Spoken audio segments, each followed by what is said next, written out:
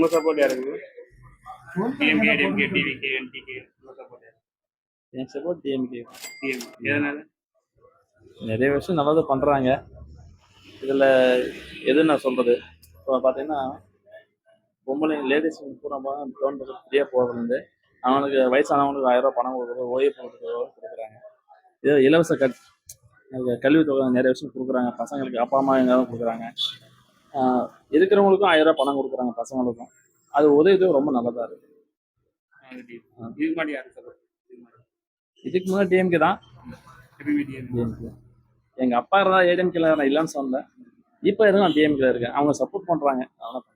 சரி.